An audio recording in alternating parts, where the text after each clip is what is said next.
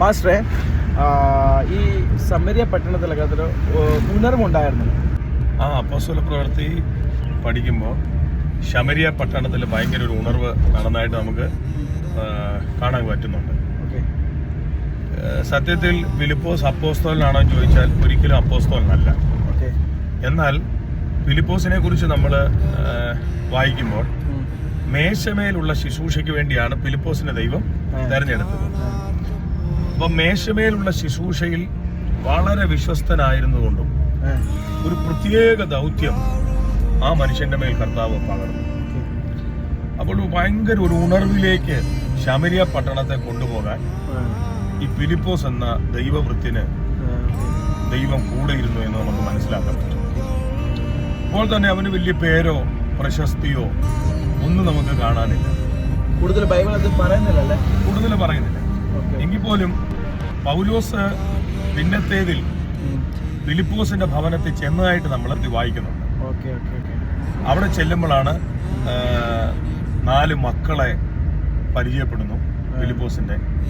അപ്പോൾ ഭയങ്കര ഉണർവ് നടത്തിയ ആ ദൈവ മനുഷ്യന്റെ തലമുറകൾ നശിച്ചു പോകാതെ അവർ 4 പേരും അനുഗ്രഹിക്കപ്പെട്ട പ്രവാചകിമാരായിരുന്നു എന്ന് ബൈബിൾ പഠിപ്പിക്കുന്നുണ്ട്.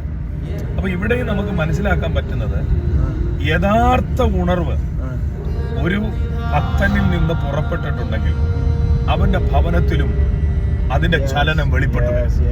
അത് തന്നെയാണ് ഏറ്റവും വലിയ തലമുറ അതിന് ഒരു ഭാഗമായിരിക്കും അല്ലേ? തീർച്ചയായിട്ടും അത് തലമുറ അതിനൊരു വലിയ പങ്ക് വഹിക്കും. കാരണം അപ്പന്റെ മേൽ പകരപ്പെട്ട ഒരു അഭിഷേകം, ഒരു ആത്മീക കാഴ്ചപ്പാട് അല്ലെങ്കിൽ ഒരു സുവിശേഷത്തിന്റെ ആത്മാവ് ആ തലമുറകളിലേക്കും അത് വ്യാപിച്ചു എന്ന് നമുക്ക് മനസ്സിലാക്കാൻ പറ്റും. ഫിലിപ്പോസിന് ശമരിയ പട്ടണത്തിൽ ഉണർവ് നടന്നുകൊണ്ടിരിക്കുമ്പോൾ തന്നെ ദൈവം നിർജ്ജന പ്രദേശത്തേക്ക് മരുഭൂമിയിലേക്ക് അവനെ വിടുന്നുണ്ട്. ഒരു എത്യോപ്യക്കാരനായ ധനകാര്യ മന്ത്രിയെ സുവിശേഷത്തിന്റെ നല്ല ഒരു അന്തസത്ത വെളിപ്പെടുത്താൻ ദൈവം ഫിലിപ്പോസിനെ പറഞ്ഞു വിടുന്നു. അതൊരു ഭയങ്കര ഇന്നത്തെ കാലഘട്ടത്തിൽ നോക്കുമ്പോൾ ഇത്രയും വലിയ ഉണർവ് നടന്നുകൊണ്ടിരിക്കുന്ന ഒരിടത്തു നിന്ന് ഒരാളെ, ഒരു ദൈവവൃത്യനെ അല്ലെങ്കിൽ ഒരു ദൈവ മനുഷ്യനെ മറ്റൊരിടത്തേക്ക് ഒരു വ്യക്തിക്ക് വേണ്ടി ദൈവം പറഞ്ഞു വിട്ടാൽ ഇന്നത്തെ കാലത്ത് പോകാൻ പലരും മടിക്കും. എന്നാൽ യഥാർത്ഥ പരിശുദ്ധാത്മാവ് ഉള്ള ഒരു ദൈവ മനുഷ്യനാണോ അവനെ എവിടെ അയച്ചാലും അവൻ പോകാൻ തയ്യാറാണ്.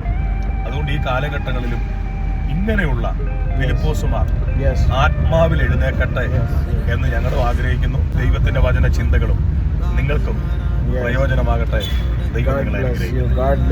നല്ലൊരു സന്ദേശമായിരുന്നു. സോ നമ്മുടെ ലൈഫിലൊക്കെ ഞങ്ങൾ ഒരു ഉണർവിൻ്റെ ഒരു ഭാഗമാകട്ടെ, നമ്മുടെ കുടുംബം ഉണർവിൻ്റെ ഒരു ഭാഗമാകട്ടെ. സോ ദൈവം എല്ലാവരും അനുഗ്രഹിക്കട്ടെ. Thank you.